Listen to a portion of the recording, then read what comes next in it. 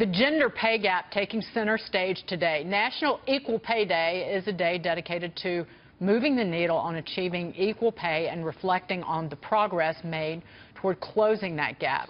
Joining us now is Levo CEO Caroline Ghosn. Caroline, Levo has a new Ask for More survey, which finds that 58% of people did not negotiate their first salary. Tell us why this is so critical, not just to your first job, but really your career. So your first salary becomes the basis for every single salary throughout your career. And typically what will happen is a company will ask you what your prior compensation was, and they'll use that as the basis for your income and compensation. So if we're starting to have a gap right out of college with young professional women in particular not negotiating their first salary, what that means is that this is not an issue for our mother's generation or our grandmother's generation. This continues to be an issue for millennials entering the workforce right out of college today. Are you seeing particularly among young women asking for a raise, asking to negotiate their salary? Is there any polling that you've seen that shows it's more difficult for them?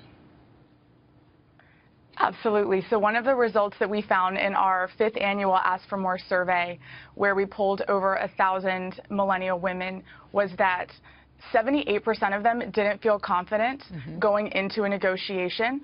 We also found that men are 4 times as likely as women to initiate a negotiation in the context of career. So there's both less frequency of negotiation and then less confidence going into that negotiation that it's going to be successful. So what is the solution here? I mean, there's a lot of gaps, I think, in practical skill teaching to whether it's financial literacy, whether it's negotiating on salary and what they should do. So what kind of solutions do you propose? So our focus with this campaign is very actionable on the individual. So there are 3 different ways that we need to address the pay gap. One of them is at the government level. The second is at the organizational level for individual companies, and there are many measures there that can close the gap more quickly.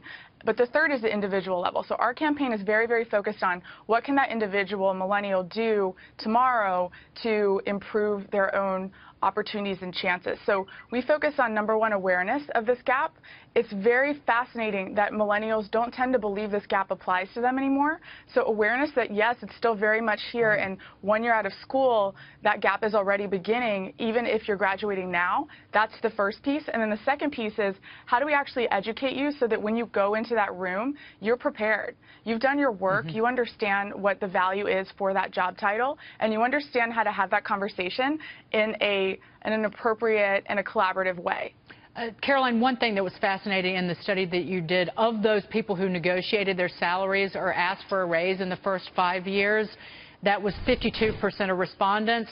Out of those, 63% of people said that they did not get what they asked for. So part of what you guys are trying to teach people is how to make sure they do get it. What to do once you're in that room so that it is a net positive conversation, because it can be an opportunity to showcase that you are worthy of being out on the front line, that you know how to negotiate, that you know how to do that in a way that strengthens the relationship. Let's view this as an opportunity, not necessarily as a challenge. And isn't there a very straightforward negotiating tactic here that people need to know? You know, what I've learned in negotiations is you don't put out the first number.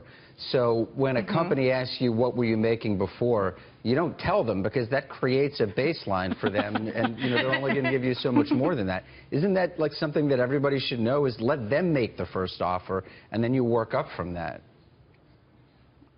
That's an absolute one that we share as part of this campaign. And then what happens when they're not putting the first number on the table? How do you actually approach it in a way that's data-driven, and how do you support the data that you're bringing to the table? So we've created this tree of if statements. So if this happens, which is ideal, fantastic, but if it doesn't, here's how to respond, so that you can get comfortable going into that conversation. You understand which paths you can take and how to maintain a data-driven, collaborative discussion throughout. Yep, data is power, and also a little bit of, well, as we'd say down south, gumption is what we call it. Thank you so much, Caroline. Caroline Ghosn, take care. Please come back soon. Thank you.